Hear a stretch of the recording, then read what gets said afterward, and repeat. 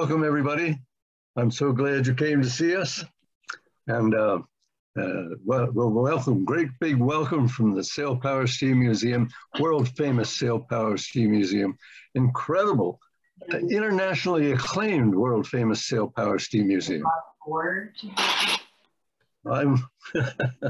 I'm Captain Jim Sharp, and I want to tell you that, of course, the Sail Power Steam Museum is South Rockland's finest maritime museum, but all of Rockland's maritime museum, you know, and the best museum in Western Penobscot Bay. Well, you know, certainly the best museum between Moody's Diner and Belfast. Let's put it that way. Wonderful museum here. My wife and I started a dozen years ago. Right behind me is Meg. Hi, Meg. Hi. Say hi. Hi. A dozen years ago, we started this museum, and it's been growing and growing and growing, and we've had such a wonderful time putting it all together. My career, of course, was in these big sailing vessels, and one day my wife had all these memorabilia around the house. She says, "Get some of this stuff out from underfoot." And I said, well, this would be a great time to start a museum. So now it's been growing every day. Somebody comes in and brings something to us. It's really a wonderful thing. One of the features that we do is this grand performance of Captain's Quarters. Captain's Quarters is a wonderful, wonderful thing. And let's see if we can get this thing to move. Isn't that interesting? Isn't that interesting? It won't. There, now it started. There we go, Captain's Quarters. Look at this motley group. Oh my God, look at this motley group. Have you ever seen so many captains all in one place? So rare it is that you'd be hard pressed to find all these captains standing there long enough to be able to get them in the frame of a camera. Usually they're on the dead run one way or the other. 20 of them here. Captains of all the windjammer fleet. We have, of course, used these men and used these windjammers for all of our Captain's Quarters performances and on Zoom. We've done 15 of the schooners. The one tonight is number 16, and we're getting ready. You look at all these guys, and I say they're captains, but they don't look like captains. Not a one of them has a captain's uniform on. Fortunately, Boyd Guile isn't here. He's the only one that ever did wear that kind of thing with a gold braid on his sleeves and epaulets and all those things. But these guys are all down to earth, good old windjammer people, workaday people, and a wonderful, wonderful gang, wonderful gang. Well, I want to tell you a little bit about this incredible little vessel, this beautiful little schooner. Isn't she, Conan? Look at that vessel. Look at that wonderful sheer. Here in the lower left is her launching picture, getting ready to go overboard down Portland Harbor, down Brown's shop, down there, Brown's Wharf. And of course, the other side is the completed vessel on her duty, her station, a pilot boat, Portland Pilot, and making 10 knots going out of the harbor. Of course, this was the way she looked when she was doing her job for almost 40 years. She did her job there in the harbor of Portland, and eventually was sold off to be a down east windjammer called the Timberwind. We'll tell you more about her as time goes on. But listen now, by gee, listen now, the commercial's on. Don't touch that dial, the commercial's on. The Sail Power Steam Museum, wonderful museum there on the south end of Rockland, on the upper left there, that's the museum. And as I say, it's just full of memorabilia right now, bursting at the seams, chock-a-block full of stuff, amazing. We have a schooner in the front yard. This is a wintertime picture, looks probably pretty much that way today, with the exception of our new building, which is behind the schooner there. You can see the rendering of the architect down at the bottom there. This is our 4,000 square foot new building to house 20 antique vessels and, of course, quite a number of other displays of all different gender. And we're so excited now about getting that filled up with all the memorabilia that we have left over and can ease up on some of our space in the other museum. I hope this particular summer we will be full enough so that we'll have everything going. What do you do when you start to build a building? The first thing you do is dig a hole. You get a big backhoe, and when the backhoe starts up and disturbs the whole neighborhood, you get complaints from the neighbors, then you know you're finally making advancement. You're moving ahead. Up in the upper left there, you can see the frame going up. You can see our schooner in front of it. And that's the way the building was put together down there.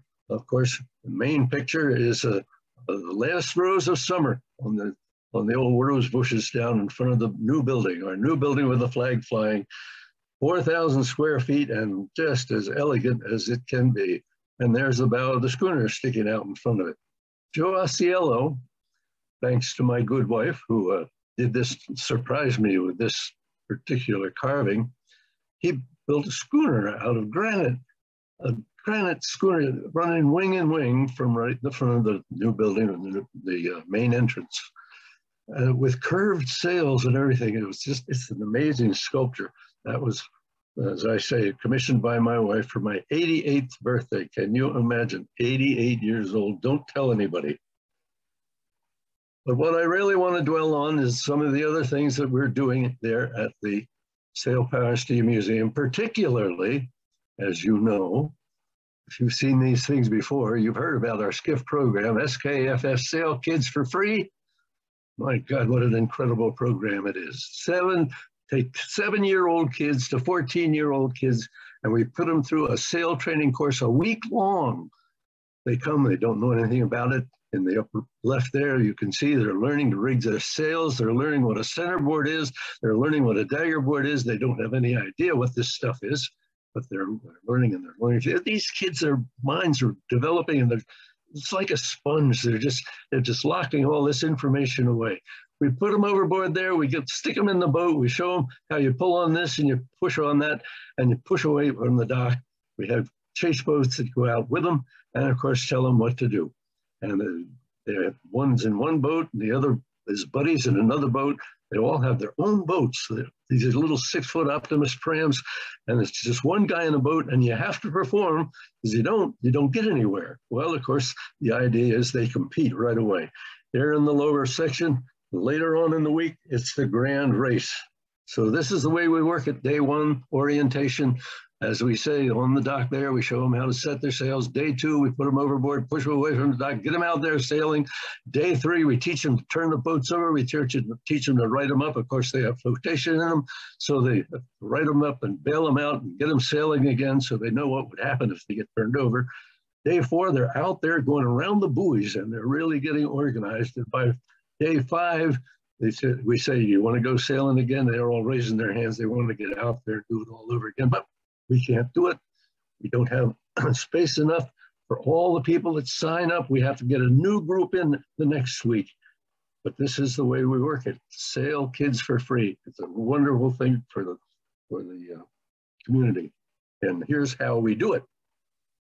We take these kids and put them out there. We ask you to donate $100. $100 isn't too much. Everybody can afford $100 to get a kid off his telephone and get him out on the water.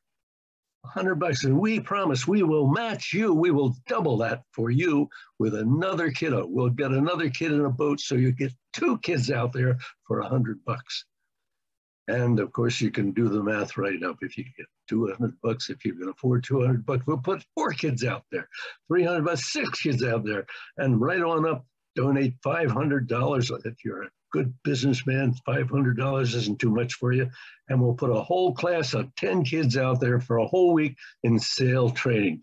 This guy over on the left, I'm the captain. He says he's in his own boat. He's learning self-preservation. He's learning self-initiative. He's learning all kinds of wonderful things, and forgetting all about the internet, forgetting all about social media and things like that. And he and his buddies over on the right, there they go, the 2 of them, each in their own boat, sailing off into the sunset. Think it over. We couldn't do it without you, and we're doing it for the kids of the community. Every day, something new comes into the Sail Power Steam Museum. I want to tell you, about a month ago, a man who was running this vessel for 22 years in the harbor, called the Morning in Maine, on 2-hour sails along the coast out here, 2 lighthouses, 2-hour sails, Rockland Harbor, an interesting harbor. And he's been doing it for 22 years, operating this vessel. Bud McIntosh Ketch, sturdy, able vessel. And he donated it to us with business, the whole kit and caboodle. And we'll be running this boat all summer long on 2-hour sails in Rockland Harbor. So keep your eye out on it. Now we want to start our program. That's enough of the commercial. I know you'd love to hear more, but you just have to come around the museum sometime and we'll show you more. Pilot schooners. Oh my God, what's a pilot schooner? What is a pilot? And I had so many people asking me, what do you mean a pilot? What's a pilot in the harbor? Well, you think of a pilot and you think of an airplane pilot. But this was started long before airplanes, way back when the schooners first decided to carry cargo. There was probably the germination of the pilot. If you're coming into a strange harbor, think of yourself as the captain of an old boat now. You've got a cargo boot heels or peanut butter, whatever the cargo is. They carried all kinds of things in vessels in the old days. And way back, you had this old round bow thing and a funny old boat, and you had it loaded right to the decks with cargo down there, and you're entering a strange port, never been in a port before. And the charts were not really very complete. They were not very accurate. Even the horizon was not very accurate. And you're approaching it, and you're nervous. The anxiety builds up, and you think to yourself, how am I going to get into this strange place? You're coming up by New Jersey, headed for New York. You come up around the Sandy Hook, and you see the ebb tide coming out, the currents running out there, and there's a couple of markers, and you don't understand it. So you see a guy in a fishing boat out there, and he's fishing for his dinner. So you run over by him and you say, can you tell me where's Staten Island? He says, points up there, up the current. He says, right straight up in there. You can't miss it. So you say, well, is there anything? Oh, I said, look out for the rocks over on the port hand there. And then over in the starboard, there's a sandbar over there. So you finally say, well, I don't know about it. Can you show me the way? And he says, yeah, I can do that. So he jumps into his skiff. He's got his fish boat anchored out there. Jumps into his skiff, he rows over, and he climbs aboard. And he takes you right up through, and you get into Staten Island, just as neat as can be. And you turn around and you say to him, oh, gee, thank you very much, mister. Here's $1, a whole $1. You got me in here safely, and it's well worth it. And the fisherman says, boy, that's pretty good pay. And here was the germination of a pilot. Here's where it all started. So he takes his $1 down into the local pub that night, and he starts bragging about the fact that he got aboard this vessel, and the guy gave him $1 just to bring him up in the bay. Well, another guy was sitting there. He's a fisherman. He fishes out that way too, and he listens to this, and he thinks to himself, oh, maybe I can do that. So he gets himself a boat and a little skiff, and he sees the vessel coming up over the horizon, never been there before. He rows over and he says, can I help you get up through the Narrows? And the captain says, yeah. He says, he's an old Scotsman, you know. He says, yeah. He says, well, how much are you going to charge me? You know, the fisherman said, oh, well, how about $1? And the Scotsman said, well, I'll give you 50 cents. Competition raises business economics raises its ugly head. Now we have a competition in the pilot business, and this goes on and develops more. They do, instead of an old punt row over to the vessel, they get a long-oared, easy rowing boat, and they row out there, and they meet the vessels as they come in, and they call themselves pilots, and it develops until finally it becomes a veritable big business. Of course, government takes over, the bureaucracy takes over. Everybody has to be licensed, everybody has to be registered. And New York Harbor was one of the busiest harbors, of course, back in those days. So they were building fantastic vessels back in those days. And there was a designer named George Steers who was building designs for pilot boats. Pilot boats were, well, in the old days, they had these old vessels, and they had the head of a cod and the tail of a mackerel, or the head of a man, the tail of a cod. I get it all mixed up. But that's the way they built those boats, all full forward, so they wouldn't be driven down with the pressure of the sails. so that they were slow and they were easy run boats, but they were very slow. You couldn't have that for a pilot boat. Competition was too keen. So George Sears, he developed these beautiful vessels, fine in the bow, and moved the beam, the extreme beam, back to the middle of the boat. And these vessels were fast, and they were clipper ships of the time, clipper schooners of the time.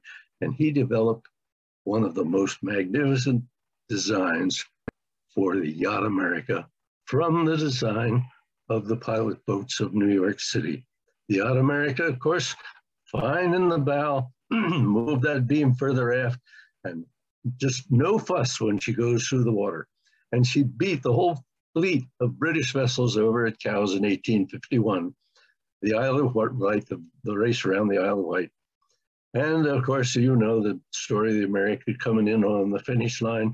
The Queen was watching the finish line, said to her aide, "Who is in the lead, my son?" And she said, "My Queen, the yacht America is in the lead." And she says, "Oh," she says, "who is second?" "Well, my Queen, there is no second. The yacht America is the only vessel in sight." So that's the way the New York pilot boats were created. Back in those days, of course, as I say, federal law required it.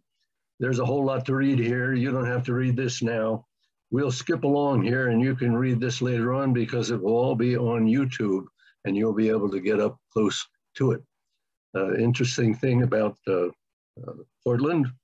Portland became one of the early ports for a pilot boat, the only one in Maine for a pilot boat because it got very busy. Why was Portland so busy? Well, Portland, of course, was right there on the upper part of New England shore. And the oil boats coming in, bringing oil from Saudi Arabia, they would come and they would look at Toronto and Quebec and say, "My God, we have to go up to St. Lawrence, all the way up through those dangerous waters, ice and terrible conditions of stormy winters and so on." They said, if we could go into Portland, we could discharge our cargo there. They could tank it there in these great big containers, and then they could pipe it. They put 2 pipelines up into the northern reaches of maritime Canada, and they could pump the oil up there. Well, they needed a pilot boat in Portland Harbor because the tankers, of course, and all the other shipping that was coming in and out of there, all of the Maine coast, of course, there was a lot of shipping and a lot of development there. So they had this little vessel, I don't know, 40-foot or something like that, called the Director. And she was the pilot boat for Portland Harbor. For 30 years, almost 30 years, she was the pilot, but a little vessel. He would take on pilots, 4 or 5, maybe 6 of them at a time. She would sail out to the pilot station out off of Portland Harbor.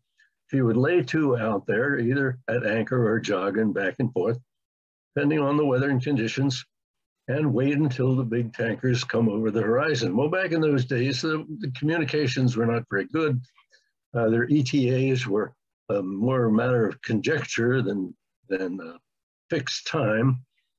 And they would have to lay by out there until a tanker came up over the horizon, and they would lower their dory and jump, have the pilot jump in the dory. They'd row alongside the big vessel, and he would climb a Jacob's ladder all the way up to get aboard the tanker and bring it into Portland Harbor.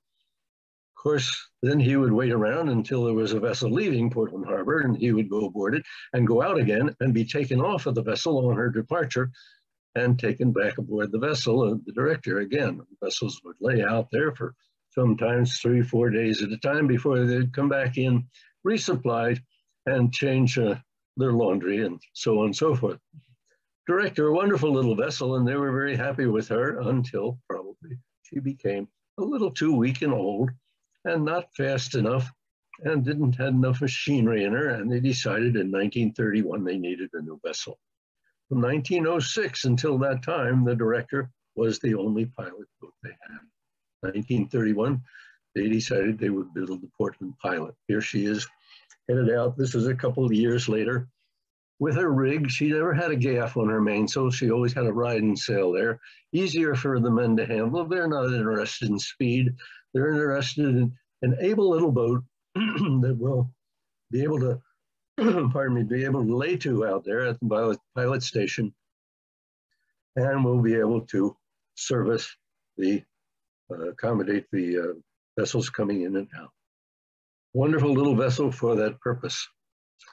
And the following pictures, if you can't read this, I don't know if you can read that or not. The following pictures show the progress of the building of the Portland Pilot from the laying of her keel until she was launched from Brown's Wharf, October 1931, and presented to the Pilots Association by Cecil Abbott. And he took these pictures during her construction. This is the construction of the new vessel, the Portland Pilot. April 1931, they started out. Of course, the first thing they do is lay a great big keel down. They say that this is all Maine white oak. There's not an awful lot of white oak in Maine anymore, but back in maybe 1931, there was much more of it then. I'd like to call Mike Rogers in. Mike, are you there? Mike yes, Rogers? I'm here. You're here. I want to get an expert on this, because if I say something wrong, I want you to jump all over me. I promise. Right? April 1931. I don't know how much white oak was in Maine back in those days, but it's pretty sparse right now, isn't it? It is definitely sparse, but it pops up from time to time. I do know, I can tell you in Augusta, there's a good bit of it. My riding bikes in the woods around Augusta, there's quite a bit of it, of mixed ages. So it's around, but it's not of a commercial, it's not available in commercially viable amounts. So usually when we get white oak, it's got to come from Massachusetts or further afield. Well, I can tell you have an addiction to wood and so on if you ride your bike down through the woods looking for white oak. The other pictures, they're setting up frames. Now, they don't have a table. I used to think they all used a table to set the flitches down and fasten them together. Mike, it's just because the vessel is small enough, that the frames are small enough that they can manhandle them up there and put them together? Well, that's a good question. I don't know. I wonder if they've got a floor up forward that we can't see. I don't know. Good question. Yeah. Yeah, her futtocks are quite small. They're 2.5 inches. Yeah. So it is quite light. But they're it's been a while since I've had my hands in her, but I want to say they're on 12 or 14-inch centers. It's a lot of wood. It's just in small pieces. They're very closely spaced. Now, in 1931, they probably bolted them together. They didn't trowel them, did they? Correct. Yeah. Correct. And do they start in the middle of the vessel, the widest beam of the vessel, with start their framing? Well, it looks like it, doesn't it? Well, it always seemed to me that's what they did, but I didn't know whether that was common. Well, I wasn't around then, so I can't tell you. But typically you start in the middle and build out. Yeah, well, I know you're around all this stuff a whole lot more than I ever was. Here they have set a frame up quite in advance and well forward of the rest of the bunch. Now, why would they do that? And then fill in between?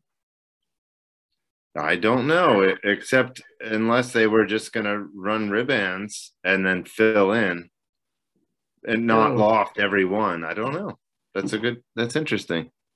Yeah, well, interesting trying to figure it out. And to go on, they fill all those out, and they got quite a few frames set up now.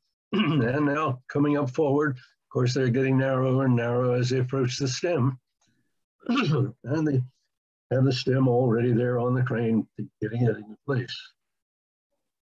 So we need to get back half there, you can see they've got the frame set up so that they're coming back on the dead wood on timber, and the transom timbers back there. and their machinery all covered up. Must have had a rainstorm. Looking down. I wonder who that is in the background there. That's a pretty sassy looking vessel. Pretty yachty looking thing, isn't it? Yeah. Splinter of a boat. Yep. And all the frames set up down in the middle of her. Up in the stem there, this is another thing I can't quite figure out. What is that box looking thing around the stem? That's the rudder trunk. Oh, am I looking at the wrong end? Yeah, she's got a very sure. raked stern post. Yeah, that's the rudder trunk you're seeing there. Of course, look at the frames when they were reverse their shape there. Yeah, I didn't look closely enough at that. And then the transom, they're setting the transom up back there, and behind the transom, you can see a steamboat. They're painting the stack back there, some kind of commercial steamboat. Yeah. Interesting photograph. I've not seen these photos before. This is very interesting. Yeah, it's fun. See them starting the planking, starting with the garbers and working their way up. And some of the machinery they used. Pardon me. I'll take a little scotch here. That might help.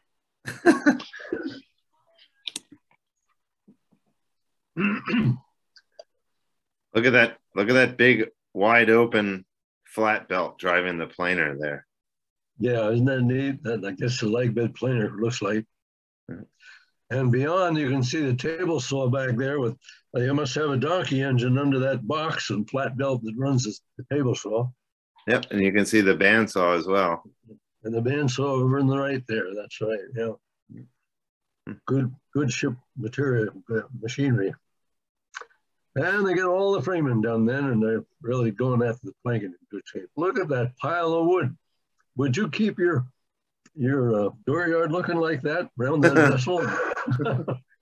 How did they get out anything? Yeah. Huh. Yeah, each picture they have more stock there. But that's what they're doing. They're starting in on the other side of the port side of it there. And now they're filling in with the ceiling. Are there dates on any of these photos? Just to know what the timeline is?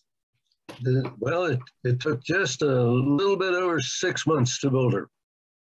She's a Lucky 7 vessel. She has two. She was designed for 270 horse engines. She took 7 months to build her, and she's about 70 feet in length. Lucky 7s. But they started out in April, of course, and they finished her in October. So it was just over the summer. Here they have the planking up pretty much up to the rails and filling in on the ceiling. And now the planking is up to the rails. And some of the finishing going on, they'll be caulking and they'll be filling all those seams and getting ready for a coat of paint. And there she is, starting to shine. Getting ready for her launching, got the flags up, all the dignitaries oohing and ahhing, looking at the beautiful hull. You can see she's a chunky little devil, but she draws 9 feet of water, and probably a very sea-kindly vessel, of course, designed to go out there and lay by on the pilot station with a whole bunch of pilots aboard. Launching date's coming up. Hard and fast. Everybody's waiting for the event. The lines down the side are on drogues, so when she goes in the water, that'll slow her down. They'll be able to arrest her and get her over to the wharf. And there's the picture of her, ready as can be. On her cradle, just a bunch of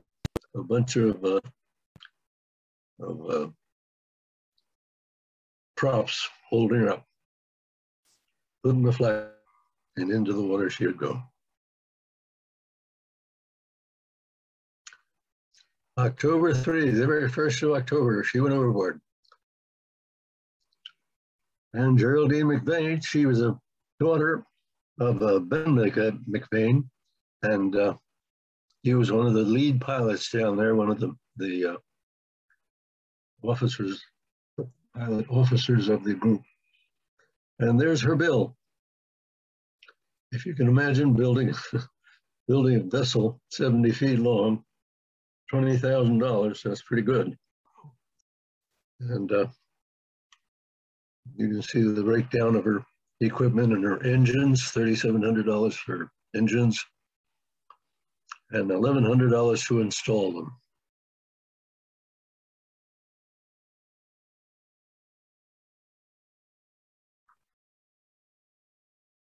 Lots of press.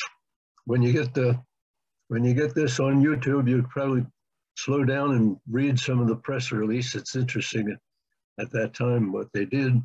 And of course, they took her on a pleasure cruise, the very first time shakedown cruise with 80 some people aboard. I can't see, that's covered up on my machine. 83 or 85 people. I assume they probably had life jackets for everybody, but they had a grand harbor tour on her with all those people aboard for their shakedown cruise, getting her ready for the pilots, the hard work of being a pilot vessel. This is that vessel a couple of years into her tenure. You can see the white on the side of her, that's all ice. This is dead of winter.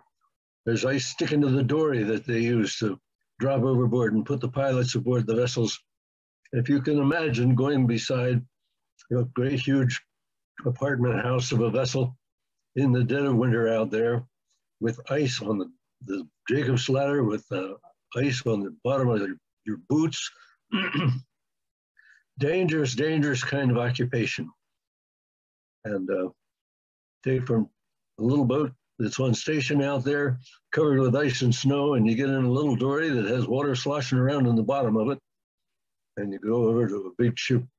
They turn the ship, of course, and try and give a little lee to the pilot coming aboard, but sometimes you just don't get much of a lee. That's her original sail plan, and an easy one to manage. There she is. You can look down on her deck there. Pretty clean deck, not too many deck erections, not too many hatches to open, because of course she'd have water all over her decks all the time, laying out there and in the at the pilot station in a gale of wind with the sea running. She'd be rolling her rails down over and over again. Be pretty hard duty, I would think, but that's what they had to put up with back in those days. But she did have 2 engines in her, 2 70-horse engines. So she was able to get back in and get turned around and get back out again. Hey, Jim. Hey, yes. Jim, if I could make one comment, this is Keith Davey.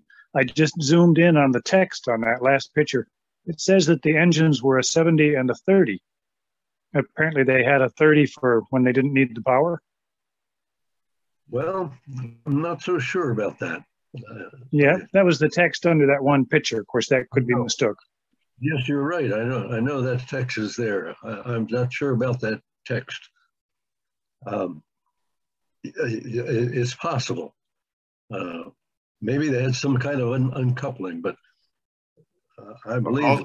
I'll chime in here. At one stage of work that we did on her, we didn't completely remove them, but we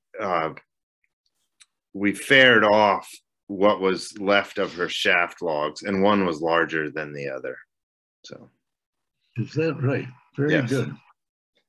Okay. Yeah, we had a lot of planking off, and we were doing some framing, and the planking, the lining off job was peculiar as it jogged around the shaft logs, and nobody had any intention of replacing the engines. So we just, while we had the planking off, we made a more logical and sensible way of lining it off afterwards, and we just dubbed off the exterior portion of the shaft logs. It was kind of interesting. Somebody's going to pull a plank off of there someday and say, what's going on inside here? Well, that's interesting, and perhaps the original configuration was that way. The information that I got, of course, they repowered her halfway through her tenure and put two larger engines in so she could do 10 knot. As she progressed, as the world progressed and they got better communications, she spent less and less time out on the station. She would steam out at 10 knot when she had new engines in her, steam out at 10 knot, and they could create an ETA for the vessels coming over the horizon so that they could meet them out there and they wouldn't have to stay on station all the time. So I guess maybe they were bragging about their engines when I heard the 270 horse engines in there, but that's interesting. One log different than the other. So there may be something to it, all right. During World War II, of course, she was on patrol out there and painted all gray and reported back with all the activity during the war. But she was still a pilot boat. There's their dory, towing the dory out when they went out on station to get the pilot over to the big ship. This is interesting, off in Portland on the way back.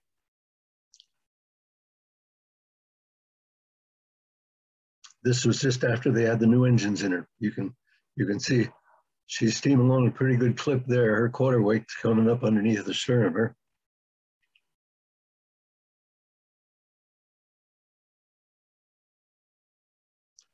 They did away with the mainsail pretty much, and they still had a gaff rig 4 on her at that time.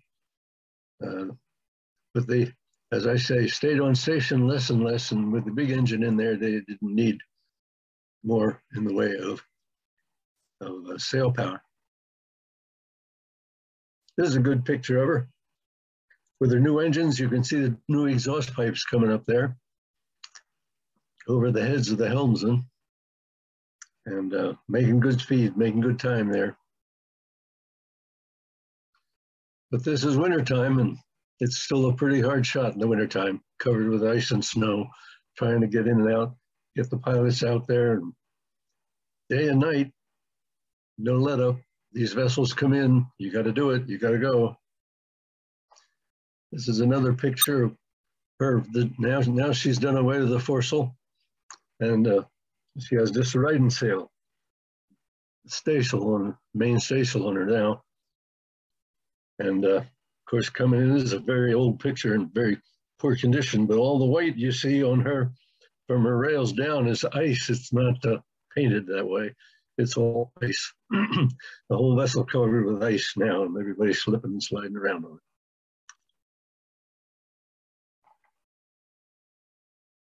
Very prominent radar up there, all right. And they eventually got an outboard motor in their dory, outboard well, so that they could power back and forth and power up alongside the vessel, do away with the oars and the rowing thing. Getting more modern machinery as time went on. Almost 40 years in the pilot service right here in Portland. Again, you can see the ice and snow covering over the whole thing.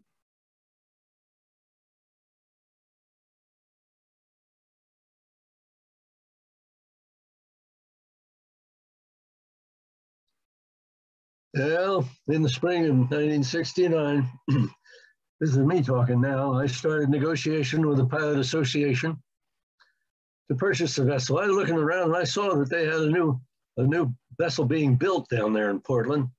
And I knew the pilot boat. And I thought to myself, what a cute little boat she would be to have to play with. I wanted a vessel that I could have for my family. I had plenty of work on the Adventure and plenty of fun rebuilding it, but I thought this would be a great boat to have in the wintertime where we could take her south and have some fun with it. So I was friends with one of the pilots down there, and he promised me that he would keep me abreast of what was going on when they put that vessel up for sale. Well, when I was off on the schooner on the Adventure during the summer, they panicked. I guess they had a meeting. They decided they better get rid of that boat because nobody wants an old sailboat, a pilot boat. They weren't used anymore. They used power boats for that occupation. So they thought they better sell her to the first guy that came along. Well, Bill Alexander came along, and I was hoping Bill would be here to defend himself, but I kid him quite a lot now that he sold that boat for me, and I never really held it against him, but he thought I did. Anyway, he converted her for the windjammer business and was quite successful at it, running out of Rockport for those 20 years. And there's Bill, one of the captain's quarters characters right there. He hauled the vessel out. Of course, they put it on the railway, pulled her out of the water so that he could look at the bottom, so that he could do measurements, so that he could make plans, and he'd have to get her certified by the Coast Guard. So they pulled her out of the water, and he spent a long time on the boat, going over every inch of her, and getting his drawings together, looking at the condition of the hull and so on, which was still pretty good after 40 years. Really amazing. Still had her shape. And there's one of the propellers, 5-bladed propellers on the starboard side. Mike, I don't know if you can remember which side was which was the bigger shaft log and which was the smaller. No, I don't. No.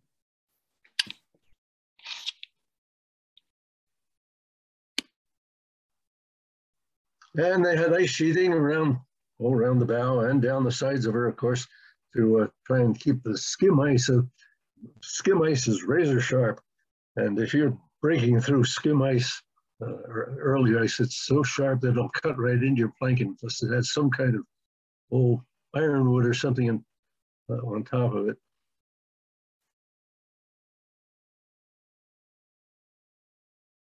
Oops, went the wrong way there. Interesting, I was sad that I missed out on the Portland Pilot. She was such a pretty little boat, and an interesting boat, and a sea-kindly boat, I was sure. But at the same time, I turned around and my gosh, the Bowden came up at that time, and she was being abused down in Mystic, and I arranged with Donald McMillan to get the Bowden. So I fulfilled my dreams by taking the Bowden out of Mystic and rebuilding her.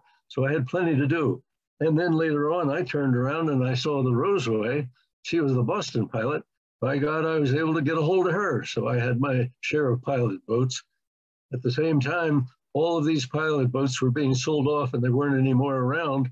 And Bob Douglas found one down in Mobile, Alabama, and bought the Alabama and brought it up in Martha's Vineyard and rebuilt it. So pilot boats are still sailing around. Here's an on-deck view looking down the mast. The cables going up the mast to the radar and that sort of thing, I guess. That's the engine hatch down there with all the deadlights in it. And made so that you can remove the engines right there and the old galley stack coming up through. Looking down on the deck house, the foredeck, and you can see she's pretty clean. And down aft as well, pretty clean. One companionway forward, one companionway aft, that's all. So we could keep the water from the below decks. And the new vessel came along, 1968, 69. The new vessel was put together and joined the old. Of course, times were changing, and the new vessel would go right alongside the ship. They did away with the dory, the small boat that rode over these big ships to get the pilot aboard. The pilot boat had plenty of power in her. She had plenty of maneuverability. They could go alongside the ship and retain, with her power, they could retain her steerage way and go alongside the Jacob's ladder and gently touch the side of the ship and get the pilot on the ladder and up the ladder in much better conditions than from a small boat. They also had heat in the rails and in the foredeck that would keep the ice and snow off of those items. So the pilot, when he would leave the cabin house and go up on the foredeck to climb aboard the big ship, he would have something dry and warm to stand on. Very much safer. We got to protect our pilots the best we can. And they would not stay on station out there. Of course, it's a fast boat. And with the communications the way they are, they could establish an ETA and know when the ship is going to be at the sea buoy and know when they can leave the dock and run out there, meet the ship, put the pilot on, or take them off, whatever the case may be, and work their way right back into the harbor again. Much easier life for the pilots and for the ships. Well, Bill Alexander got the vessel back in the water, put a coat of paint on her, I'm sure, and headed for Maine. There they are coming up by, waving their way across the border into Penobscot Bay. Bill Alexander on the right, and Sandy Dunbar, one of the pilots right there. Yeah, Sandy Dunbar. And that's Julie and Alexander, Bill's wife. And then another pilot, I don't really know him. They came into Camden Harbor, right up the head of the harbor, right where Bud Hawkins used to come up into with a merry day back in, well, a couple of years after that, I guess. And lay right up there, up at the, where the falls spill out into the harbor. That's the Stephen Tabor and the Adventure Behind the Bushes back there, and the Maddie and the Mercantile. Grace Bailey now and the Mercantile out on the floats. That string out of floats out there. We designed for those vessels when the old Swift property there became Sharp's Wharf. And there's the falls, right at Library Park. Bill Alexander's father welcomed him. I guess he was a sailor, and he had infected Bill Alexander with the idea that he's really got to spend some of his career in a sailing vessel. And they picked a very nice little boat to do it with. Well, the first thing they had to do, of course, is get rid of the propellers. He was bound determined to have a sailing boat with a yawl boat without engines, the way the rest of the windjammer fleet is. And to his credit, they took all the machinery out and did tide work there in Goose River.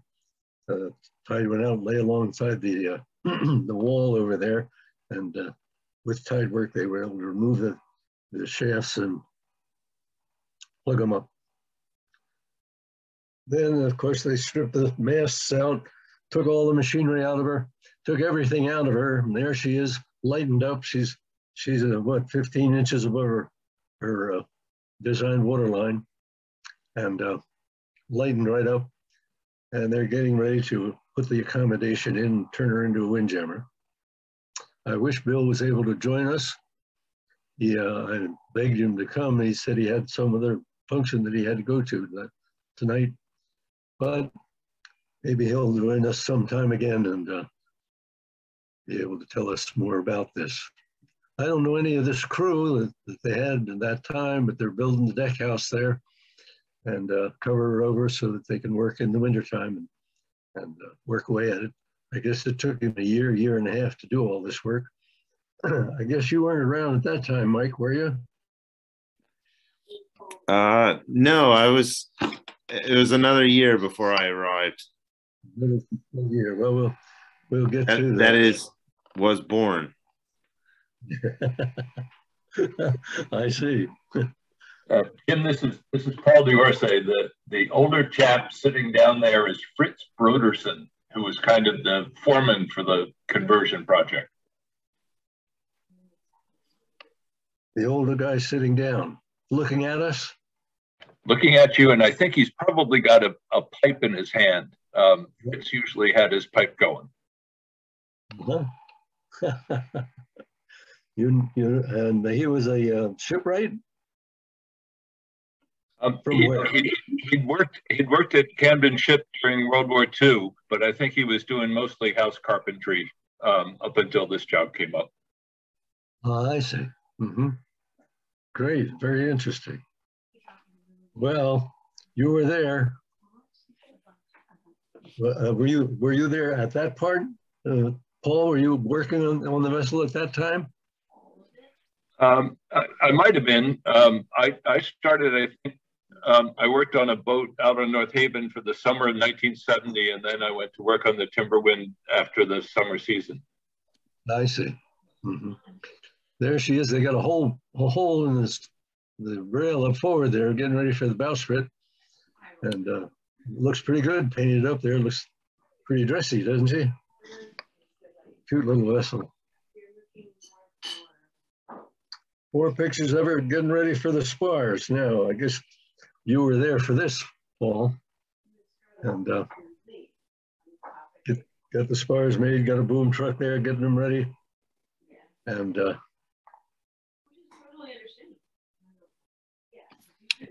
Yeah, I think he Bill took the mainmast and made it the foremast, and then got a new mainmast, bigger. Oh, did uh-huh. Yeah, that's exactly what I did with the Adventure. Took the foremast whole length and put it in. They had to shorten this one up, didn't they? Huh? Yeah. There was a little whoops there. If you look at the mortise for the mast step and where the trestle trees are in the cross trees, they don't quite line up the way you want them to. I have to laugh at that. I think that's pretty keen. Well, now we don't tell stories out of school, do we, Paul, or do we? Oh, not at all. The fellow with the sledge there is Walt Simmons. Mm-hmm. And Walt Simmons, that's Fritz Broderson? Yep, Fritz Broderson. The old guy. Mm-hmm. The guy with the fancy hat on. Oh, I guess that's me. And who was responsible for the whoops here on the mast? Fortunately, it was the boss. I had heard that it was the boss that might have done that. Very interesting. Of course, I got a kick out of this because I had the same situation with the Bowden. When I got the Bowden out of Mystic, it had lay there so long without any maintenance on the masts, and the foremast grew on the side of a hill apparently because it had concentric circles of season checks in it. It grew in a spiral. Well, when it dried out in a spiral, and the foremast, the cross trees were all cuck-billed around. So I had to take the foremast out, and I cut the tenon off the bottom, and I mortised a new tenon in the heel of the foremast. So I didn't want to change the length of it because all the rigging fit. So I mortised, I put a new tenon in, and then put a collar around the bottom of the mast and set it back in that way to straighten up the cross trees. So it's a disease these old masts might get. You have to look out for. Well, they finally get the mast in it. Pretty exciting time. Down the mast goes. There's that tenon looking at you, getting ready to go down through the hole. Who's the fellow down by the mast there? Do you know, Paul? Well, it's Bill giving the okay sign. And I think that's Bill with his thumb pointing down. I don't know. There were a bunch of us around. You know, it was a big day. Yeah, I guess so. Yeah, I'm glad you remembered to put the hoops on.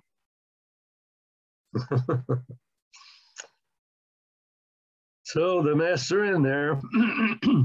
Unfortunately, I guess it took them a little longer than they wanted, and they grounded out again there. The tide going on them. But eventually they get her over to the dock. Fitting out time, getting the sails on. She's looking pretty good there. Still a lot to be done.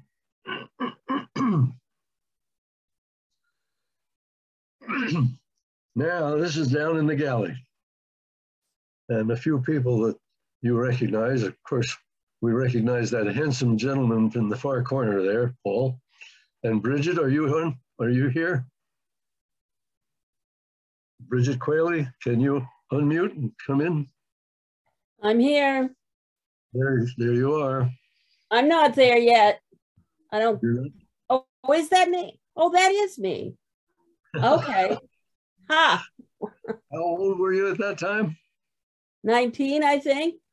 19. And the first It cook? was 72, I think. You were the very first cook? No, I was the second. Oh. So who was the first? Maybe Julie? I'm not sure. It was a young lady named Ruthie Kent, who was the Maine dairy princess in 1971. Well, you have an amazing memory, Paul. I'd say. Well, I thought that was a kind of a neat picture. I don't know. I have no idea what Bob Perry's doing now. Do you know, Paul? No, I haven't seen him in decades. Yeah, I haven't seen any of these guys. But the flowers on the table. Looks like Old Home Week. And they're headed out, I guess, on their first cruise, or one of their first cruises.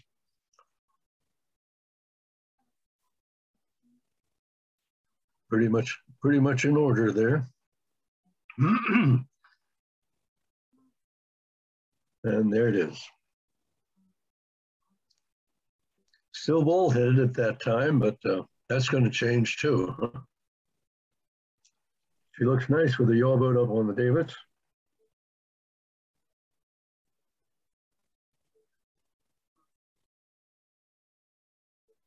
Well, we have to go through that whole period without Bill Alexander telling what's going on. 1990, I talked to Danny Alexander, who does tugboating now. He had the vessel, he had his license, and he ran the vessel in 1990, 1989 for a few weeks.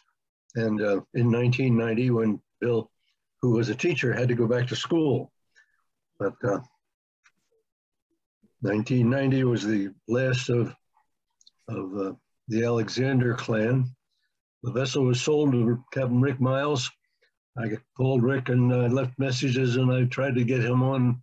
He's busy. He tells me he's at sea right now. I don't know if he's listening in or not, but too bad we couldn't get him on here. I don't really have very much to go on between 1991 and I'm not even sure whether it was 2001 that he let the boat go and sold it off. I know that that was his mascot that was with him for quite a number of trips.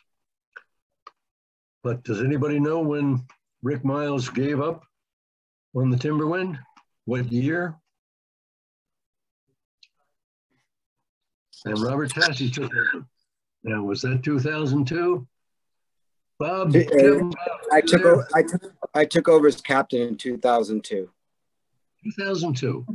Good. Yeah. Well, I got that part right anyway. I signed papers in 03.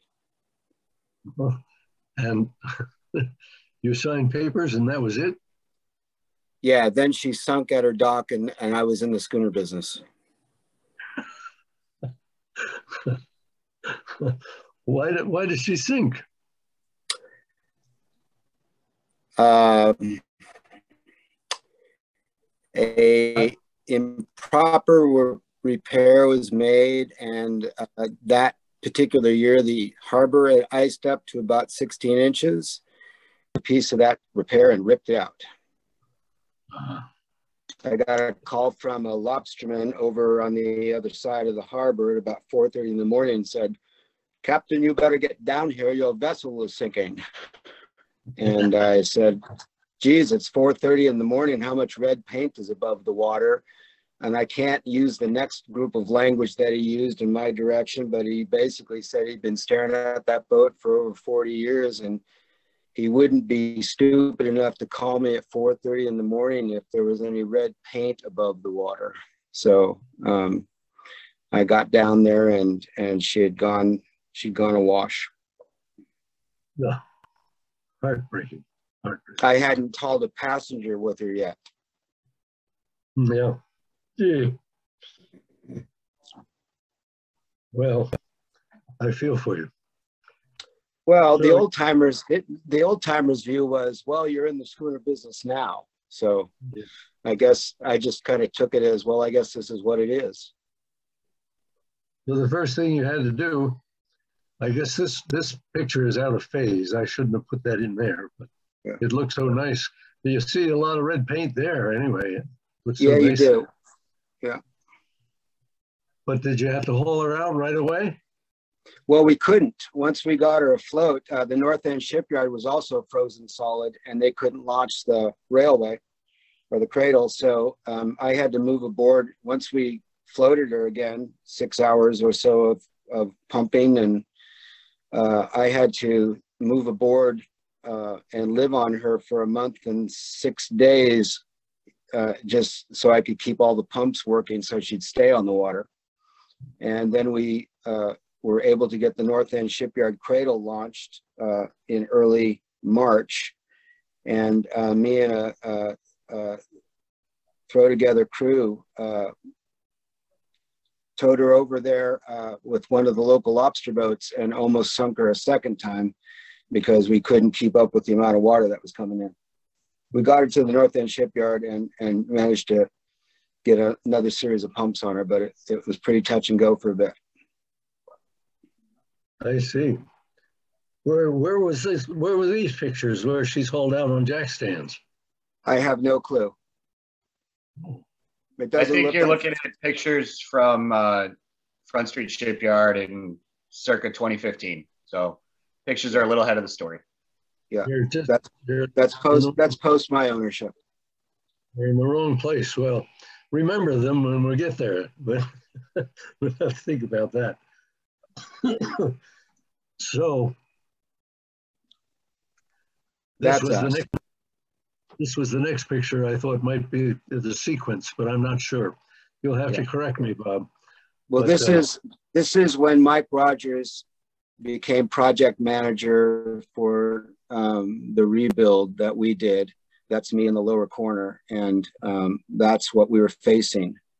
We had done a transom repair prior to that. The very first thing I had to do after she went down is we got her to North End Shipyard. Chris Stickney and a crew came together for me, and we rebuilt the transom and got her re-inspected so that we could operate. And then we got put on a pretty tough schedule of work that I committed to do. And this we did in the 2008 season. We ceased operations about 2 weeks early in the 2008 season, and then went into the shipyard to do what we thought was going to be a 7-day quick repair, and we spent the entire winter out. I see, yeah. Well, some of these pictures are not going to be in sequence. Yeah. What's going on here? Was this the early? This is the project that Mike Rogers was the manager of. I have to say, Mike, I don't know if you can hear me, but I saw you message me. I don't know how to work the technology well enough, but glad to see you here. I'd also say in advance, had it not been for Mike Rogers, the Timberwind would no longer be a schooner. So I tip my hat to him for the rest of my life for what he contributed and the expertise and the team that he put together to do this for me. Yeah. Boy, pretty tough. Tough looking stuff you're taking out there. It looks like you're trying to save some of the other stuff, but it doesn't look like it's very good. There wasn't much to save. Much to save, yeah. And what's going on the left hand here? What is that down in the stern section of her tail feathers? Yes, yes. Mike and I have had many long discussions about tail feathers. Yes, that's my calculator there. I was going to say, is you calculating the cost of all of this or what? No, I was calculating the cost. I was the one calculating the cost. He was the one calculating the math. Well, you burn up that calculator, did you? Yeah, we buried the needle at about 500K. Oh boy. It can be a pretty expensive project, all right. Well, and you know, compared to what owners were used to spending in the past, yeah, we just numbers had changed, and we had a lot of things to correct that had been ignored for decades. Yes, yeah, that's always the way, and it always is far more expansive than you first think. Oh yeah, about. yeah. We thought we were in there for 7 days. That was our original plan. Beef it up on each side here with sections to try and reinforce it, get away with it. So in this picture, the one on the right, oops. Sorry about that. Go ahead. So the one on the right, well, I know what I'm looking at, so of course it makes sense, but that piece is a tail feather. Prior to this job, somebody had cut the tail feathers, so they weren't really tying the horn timber into the stern post anymore, and this horn timber had settled down about an inch, which opened up a big gap, which let the ocean into the boat. So that was why he had shortened his season. So anyway, here I am. I'm putting new tail feathers in, and you can see there's a tie rod going up, tying it into the deck frame right about under the wheel box. So that was interesting. We saw lots of interesting things, didn't we, Mike? We did.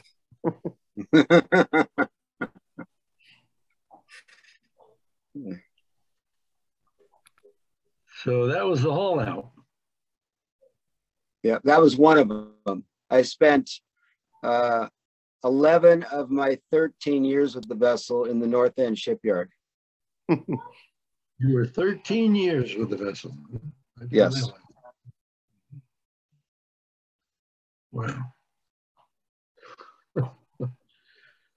So, gee. Now here, we're still trying to solve that problem. Yeah. Okay. So, yeah, Mike can explain this, but this was the nature of the problem. We had elected to come in from the sides as opposed to destroy all the new transom work that we had done in 2003. It might have been smarter to come at it that way in retrospect, but we were still going to discover, you know, frame after frame after frame that was rotten, no matter how we looked at it. So once we opened it up, as you know, Cap, it's game over. You're either committed to rip and tear until you can find something to fasten with, or you go home. Yeah. Always a decision, a hard one. And the jack over here on the left hand? That's me. I'm torturing the horn timber back up into place there. Solving that inch sag there, huh? Yeah, okay. Wow. She literally fell and turned to the right, as I recall. And I actually felt it as we were sailing up to Rockland from Gilkey's. I felt it under my feet when it let go, and then it started leaking profusely. And as soon as we didn't waste any time getting to Rockland. Wow.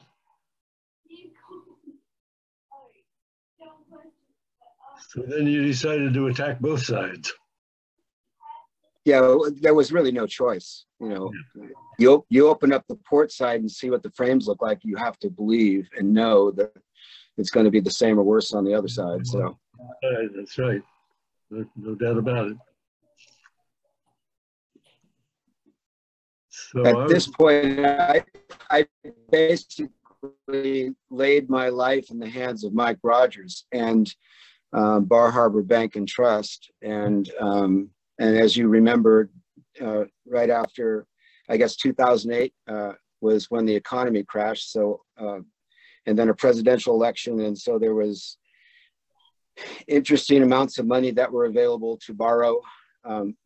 and basically that's how we got the project finished. I just borrowed money from every source that I could borrow money from, knowing that someday the butcher's bill was going to have to be paid on it. And I never stayed in the business long enough to ever recover from it. But it was what I characterize as the most fun I ever had going broke in my life. But go. Yep. You must be way off in the broke. You must be way off in the boondocks. We lose your going broke is exactly what we did. But we say, yeah, I'm in Palm Canyon, Arizona. Yeah. Well, somebody's got to do it. Nice looking work there. Yep.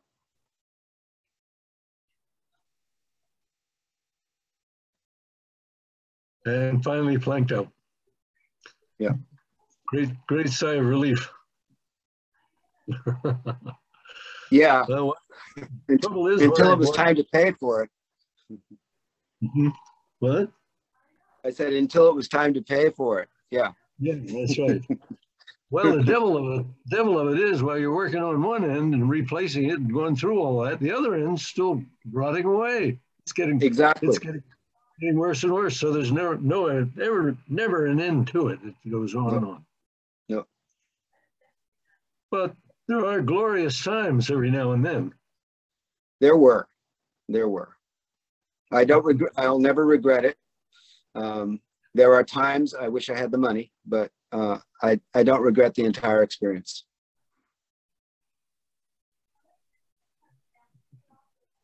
This is Bethany McNelly. She was a first mate that year, and her and her husband now own the schooner Alert. I see. Well, now we're changing gears here. So you don't like those gears, do you? Well, yeah. Captain John Finger. John, are you there? Yeah, yeah, I'm here. I guess this is the time you stepped in after the dollar signs went down the tubes. Can you tell me how you got a hold of the vessel and why and your plans? Can you hear me?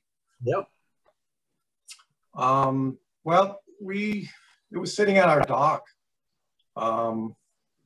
We were running our own schooner, the Janie Riggin, for many years. She was sitting at the dock and undercover for quite some time. And I knew the caretaker that the bank had hired. So I would see him down at the dock every now and then and check in with him, just kind of to see what was going on with the boat, and has anybody made an offer on it. And nothing was happening, and it was sitting there, and it was a sad sight to see. I really wanted to see somebody step in and take over the boat, give it another life. And eventually I worked up a plan. And our plan was to try to take the boat up to Belfast, because I knew they were seriously looking for a tall ship of their own to operate from their harbor. And talked with one of our former crew, Captain Lance Meadows. Lance, are you there? I am, Captain. Good to see you. There you are. Hey, bud, how's it going? Now we're to the John Finger era. So I'm muted. I don't know. So anyhow, we had brought the boat up there, and we set it up as a day sailor to operate off of Thompson's Wharf, and that was Lance's his operation. So he ran the boat for 3 seasons up there, and you know, he could probably tell you a little bit more than I can, because I was busy running my own boat. So there were a couple pictures in there that we sent you. So yeah, there's the one on the right there that we were fortunate enough to go up that way and raft up alongside her every now and then, and have a little bit of a gam and spend some time with Lance and his crew. So that was a fun time. Yep, that's a good one right there. Timberwind seems to be painted up pretty nicely there. It was underway at that time, I guess. Yeah, unfortunately, Jim, my pictures are have a little delay in them, so I'm not seeing the photos yet that you're talking about, but I can guess. Yeah. But yeah, it's just like Captain John said. We started operating as a day sailor. That was the big change. And we ran 2, 4, and 6 hour sails from Thompson's Wharf. Mm-hmm. We had a COI for 49, but we limited it at 35 passengers just because of all kinds of reasons. But yeah, we're pretty proud to say that we, over 3 years, had 6,000 passengers enjoy Timberwind, or Winnie, as we affectionately refer to her as. Oh, that's great. That's great. Well, I love the dress for the 1931 dress up for Timberwind's 85th birthday. Yeah, we had a very, very fun crew all 3 years.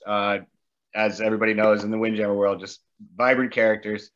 And that year, we started a thing called Dapper Day.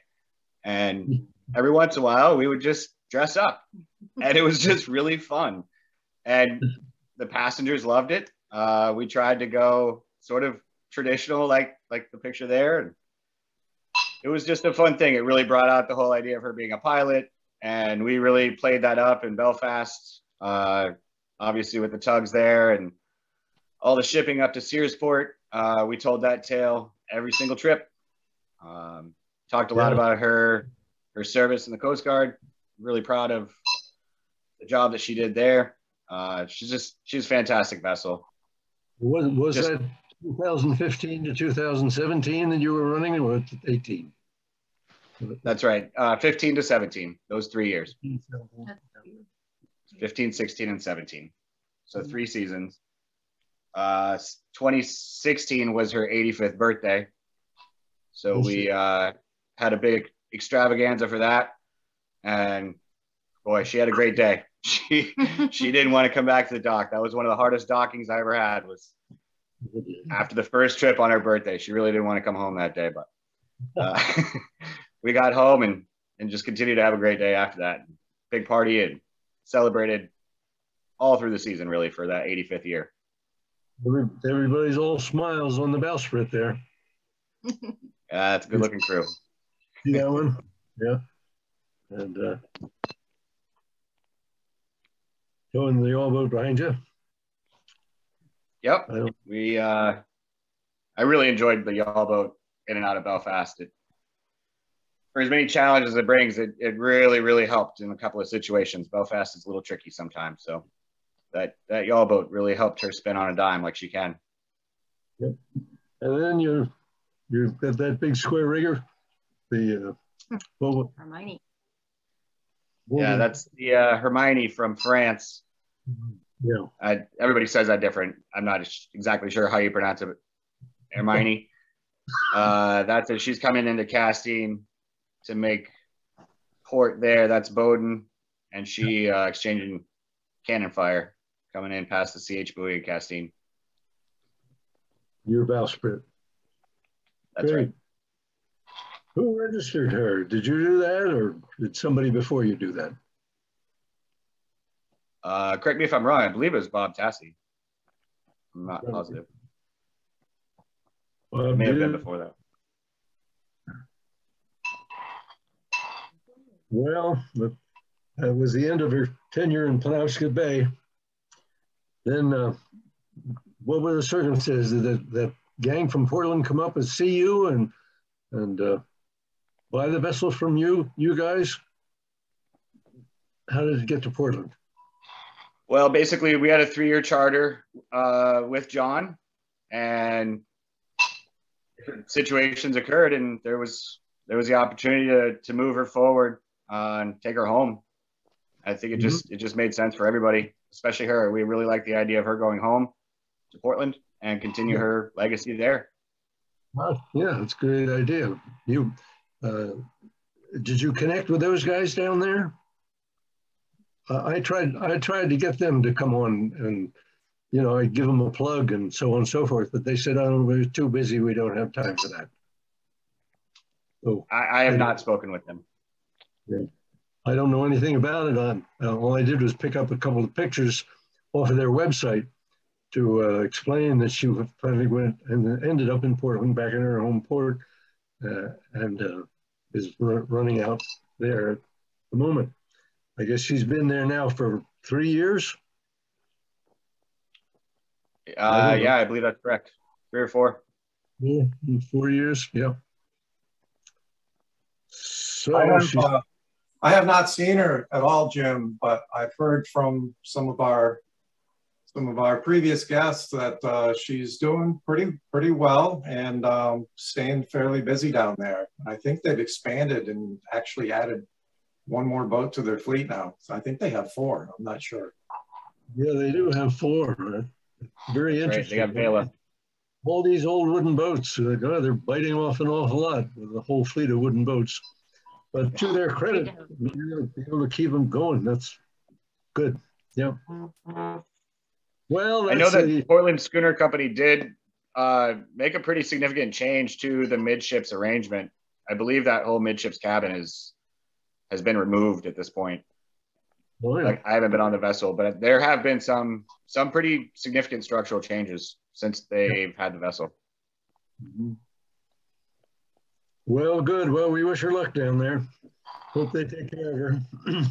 Anyway, it's coming attractions for this year. We have a couple more Zoom programs to do. On the 15th, we're going to do tugboats with Captain John Worth and Ron Hawkins and Captain Duke Tolman and Tomlin and all the Fornia tugs. I think that'll be an interesting presentation. On March 1st, look at me, I'm wishing. On March 1st, we're going to do schooner cooks. That ought to be a hoot. A whole bunch of the old schooner cooks that I had on the Roseway and the Adventure and the Bowden and everybody else. The Ducky will be there, and from a lot of the other vessels, the Stephen Tabor and so on. We're going to get together and try to have all these different cooks chime in. It ought to be bedlam, but it'll probably be good for a few laughs.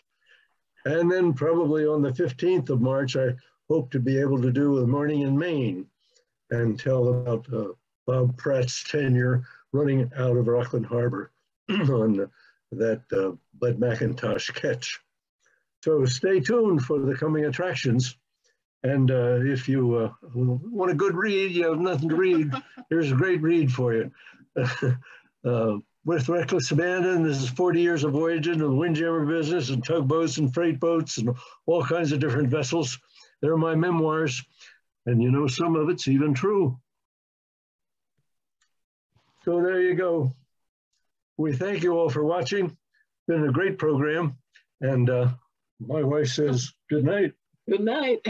If there are any other questions, any other comments, now's the time to unmute, jump in there, and say hi and goodbye. Thank you, Jim. That was a great job. Thank you all very much. Thank you, Rick. Excellent job, Captain Jim. Very good to see all those old Timberwind folks. She was a great schooner. Great schooner, yeah. Thank you, Jim. Thank you very much. Come again, come again. Come see us down in Rockland at the world famous Sail Power Steam Museum. World famous Sail Power Steam Museum. Good night, all. Good night. Night, Captain. Night, Meg.